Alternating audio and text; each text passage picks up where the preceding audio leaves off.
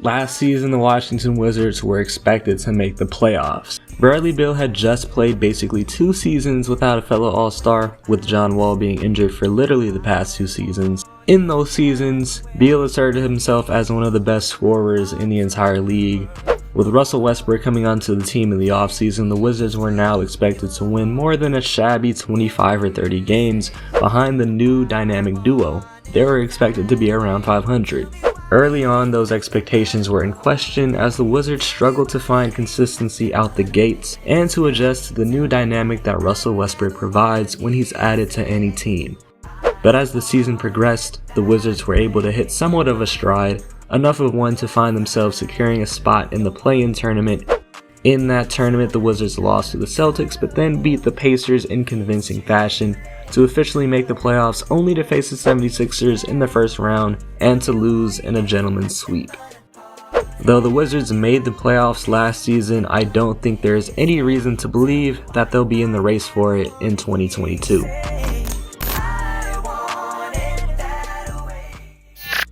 So what adjustments did the Wizards make after making the playoffs last year? They add superstar Kyle Kuzma along with Montrezl Harrell and KCP in the trade market. That trade was involving Russell Westbrook. They traded Russell Westbrook to the Lakers for Kyle Kuzma, Harrell, and KCP. You know I'm a Lakers fan. As a Lakers fan, I was incredibly happy with the trade. I didn't really think of it in this stance though. The Wizards did not have to trade Russell Westbrook. Russ has 2 years left on his contract. Well, 1 is guaranteed, the second is a player option for $47 million, which he would not turn down. So he has 2 years left on his contract. Washington, you did not have to trade him. Like, you really didn't. This was only 1 year of the Russell Westbrook-Bradley Beal experiment, one in which saw Bradley Beal still scoring at a tremendous mark, Russell Westbrook still averaging around a triple-double and getting his.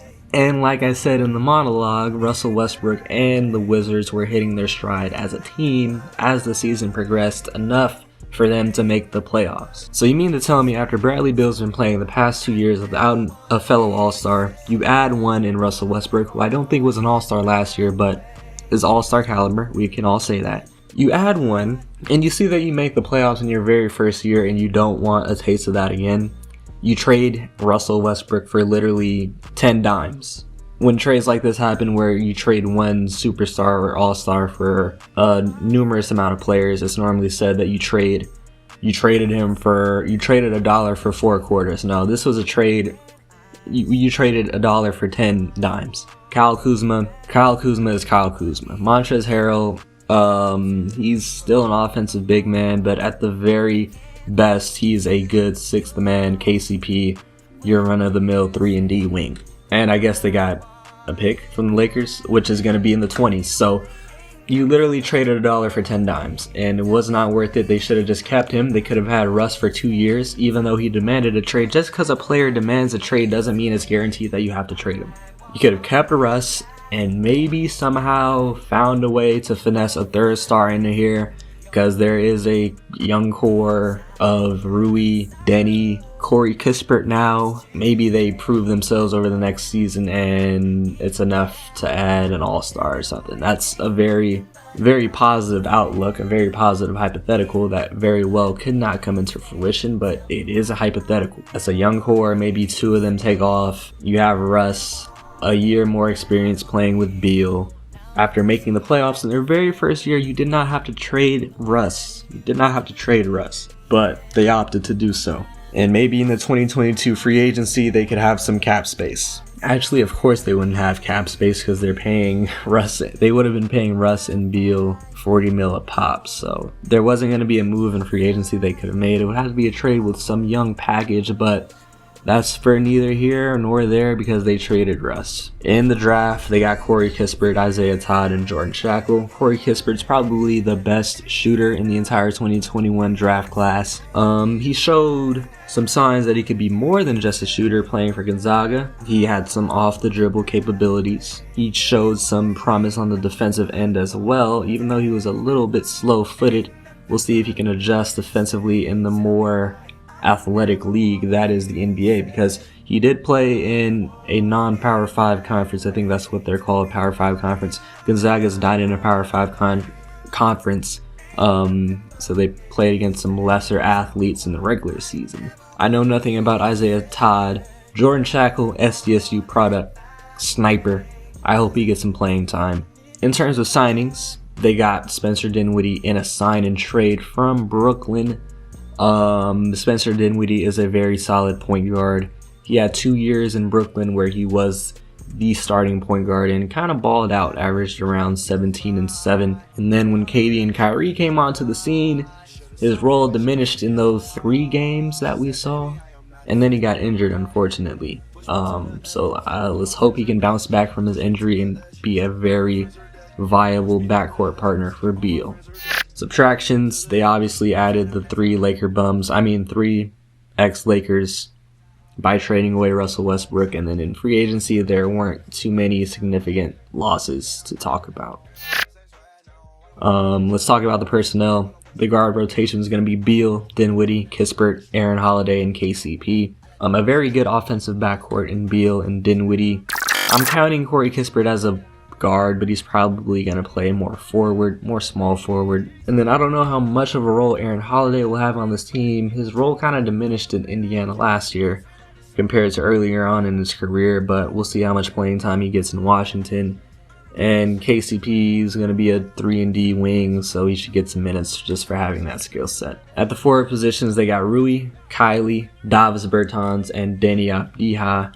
Rui didn't break out last year, but he had some very good signs of improvement, mainly on the defensive end. He was much more of a factor as a versatile defender. He was probably Washington's best defender overall because he could switch. He basically took the challenge in terms of switching on to anybody. He struggled on the defensive end in his rookie year, but he really thrived. I guess you could say he thrived on the defensive end in his sophomore year.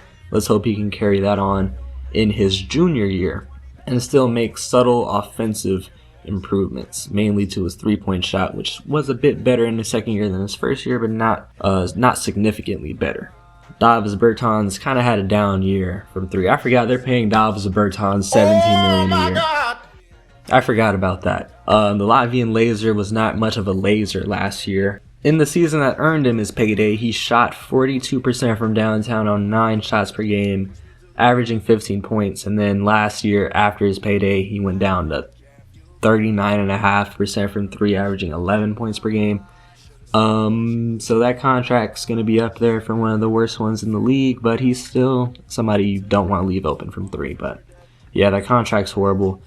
Deni Avdija, it's a weird year for Deni. He was really just trying to fit into the offense. I don't think he was able to really showcase his full offensive skill set.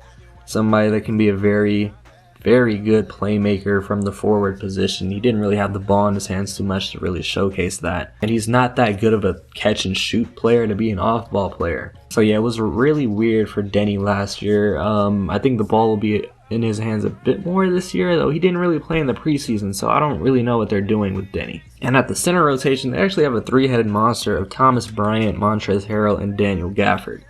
Now, Thomas Bryant is still recovering from his injury that derailed him for the entire season last year, though Thomas is one of the more underrated centers in the entire league based off of what he showed the past 2 seasons. He's one of the best shooting centers. He's a very viable option in the pick and roll, and he was still improving on the defensive end. While that is not his area of expertise at all, he was still improving. But the simple fact that he was one of the best stretch 5s in the entire league at the age of 23 or 24 was a really good sign for the vital role that he might play for the remainder of his career. Montrezl Harrell, we know what he does. He's an inside scoring behemoth, can score in the post-up, can score in the pick and roll. He's a very active offensive rebounder, but he should definitely be the bench center while Daniel Gafford is the starting center because of what he can provide. Very dynamic rim protector, very athletic 7-footer, great rebounder, improving on the offensive end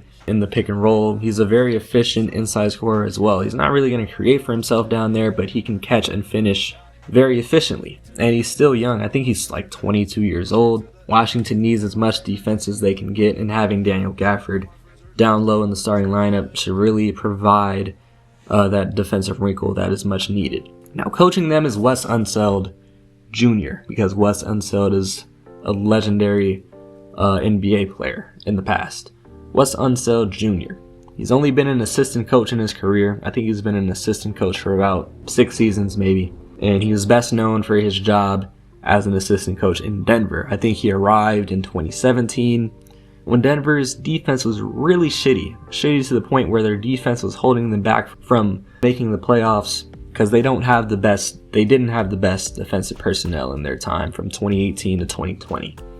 But he was credited for their defensive turnaround that they had from 2018 to 2019, which saw them make the playoffs. And he's also been given partial credit for the development of Nikola Jokic, Jamal Murray, and Michael Porter Jr. So that's a pretty good track record. I don't know how well it's going to translate into head coaching ability, but his acumen as a defensive head coach or a defensive assistant coach should serve well in Washington because they need some help defensively and they don't have the most defensive personnel. Evaluating this roster, it's still going to be the Bradley Beal show. They just lost Russ, who literally was giving them 20 points and 10 assists, so that's going to be a lot of offense lost. Spencer will alleviate some offensive pressure if he's 100% from his injury, but there still is a big lack of shot creation.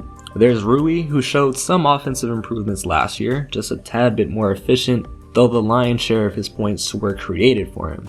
There's Kyle Kuzma, Kyle Kuzma is probably the most inconsistent player of all time because sometimes it really looks like he could be something as a shot creator on the wing or at the forward position. Then other games just looks uncoordinated as hell. There's Montrezl Harrell who can create his shot down low a bit, but it's not the best situation. Denny was supposed to be able to take on some on-ball responsibilities sooner rather than later, but I guess he hasn't earned that trust yet. And Corey Kispert's more of a catch-and-shoot guy right now, along with Davis Bertans, KCP. So yeah, on the offensive end, it's really still going to be the Bradley Beal show. There are some intriguing prospects on this team. Rui is still a prospect. He's still young, only his 3rd year. He should always be a problem scoring inside because he's tough to contain down there. Like I said, his outside shot improved somewhat. Defensive improvements were evident. He was probably Washington's most versatile defender last year, probably will be this year. But his ceiling will be determined by how much more offensive responsibility he takes on. And I hope we see that sooner rather than later because he's entering his 3rd year and he was an older rookie already. So Corey Kispert, the recent class's best shooter. Jury's still out as to if he can further develop his offensive game and be a plus perimeter defender.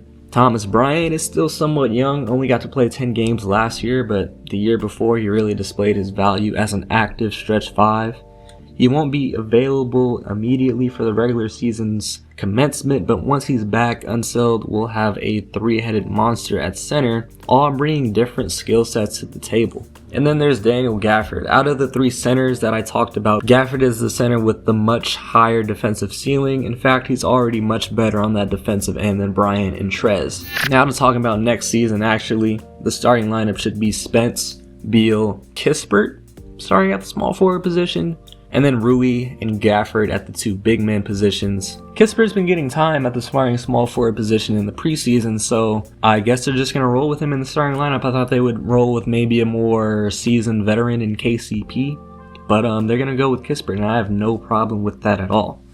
I think this team will go around 33-49, getting them like the 12th spot. Yeah, I don't think they're a playoff team. I don't think they're even going to make the play-in tournament, which is, tough for me to see for Bradley Beal. Offensively, they'll be just subpar. I don't think their offense significantly improved or regressed, but at the end of the day, they're losing out on Russ's 11 easy setups per game. But in place of that, they get a great starting point guard in Dinwiddie, a streaky shot creator in Kuzma, and a catch-and-shoot wing. And they added a good shooter in the draft, so yeah, I think that all balances out. I think they'll only drop a little bit in offensive rating. And then defensively, they'll be 21st. There's just not a very menacing defense as a whole. Dinwiddie is an alright defender. Beal is a subpar defender. Kispert is a wait and see. Their starting lineup defense should be solid, actually, with Rui and Gafford at the 4 and 5. But off the bench, it's Kuzma, it's Davis Bertans, Montrezl Harrell. It's kind of a shit show in terms of the second unit defensively, and obviously they're not going to roll a 5-man bench unit, but so like I said, I expect them to miss the play-in tournament. I think they'll be in the hunt for it, but teams like the Pacers, Hornets, and Raptors will be in front of them in that race. Now, to talk about direction, bro, I don't know. Like, they're in the same position as the Trailblazers with significantly less talent on roster. They have a loyal-ass superstar, a team that isn't good enough to be viewed as a contender, and in the Wizards' case, to be viewed as a playoff team. They don't have the ammo to pull off a blockbuster trade to add a star, nor the cap space to do so in free agency, and they can't afford to start a rebuild with these superstars in the midst of their prime. That's the case for the Blazers and the Wizards. So what's the word for their direction for the Wizards? Oh yeah, they're in purgatory. They're actually in purgatory. Honestly, that word gets thrown around a bit too much, but they're in purgatory because it's not like there's an easy avenue for them to return to playoff basketball. The Washington Wizards' future is bleak. Sure, they have a top 15 or top 20 player in Bradley Beal, depending on who you ask. For another season, he'll score around 30 points per game and put up quite a show for the home fans. But behind him and supporting him, the talent is a bit questionable. Spencer Dinwiddie has had experience as a starting point guard in this league in his time in Brooklyn before the arrival of KD and Kyrie. He was either in the top half or top third of starting point guards in the league, averaging around 18 points and 5 or 6 assists. Yes, Spence is a very solid, very good starting point guard, but having him as your second best player with a supporting cast that is mediocre at best is not a recipe for the most team success. A conglomerate of young, intriguing prospects that has quite a bit of untapped potential but has yet to prove itself fully, and a diverse arsenal of bigs, each with very contrasting styles of play. Oh, and Kyle Kuzma. At its ceiling, this team could maybe sneak into a playoff position primarily by way of the play-in tournament, but at its floor, this team could very well be one of the worst teams in the league. The swing factors at play here: how well will Spencer Dinwiddie play returning from his injury that kept him out of the entire last season? Can Rui Hachimura and Deni Avdija take some unexpected jumps in their respective third and second years in the league? Can Wes Unseld spark an overperformance from this unit that is devoid of much defensive personnel?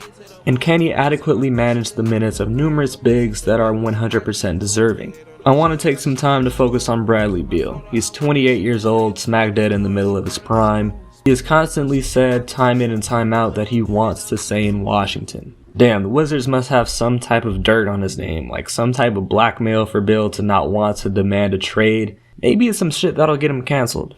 I don't know, you know how cancel culture is. Nah, but in all seriousness, I guess he's just really loyal to the city, wants to build his family in DC, and just wants to be a one-team player.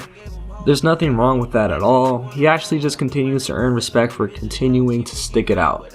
But I just wish that his loyalty would be rewarded by the Wizards being able to build, at the very least, a perennial playoff team around him. Maybe they're on the right track in doing so and we just haven't realized it yet. Maybe Rui is primed to be a star and has another offensive level to reach after displaying defensive versatility last season. Maybe Deni can live up to his potential as a playmaking versatile forward. Maybe Corey Kispert will turn into more than just a perimeter marksman. Maybe Washington has another subpar season this year, lucks out in the lottery getting a top 3 pick and can land either Chet Holmgren or Paolo Banchero, two prospects who many think have superstar potential. Those are a lot of hypothetical ways for the Wizards to become a playoff team. Most, if not all of those, won't come into fruition. But the best thing that we can do as NBA fans is hope for some way that the Wizards can luck into a young, ascending star to play alongside Bradley Beal. Because it doesn't seem as though the front office will be able to add and keep a current star via a trade or free agency.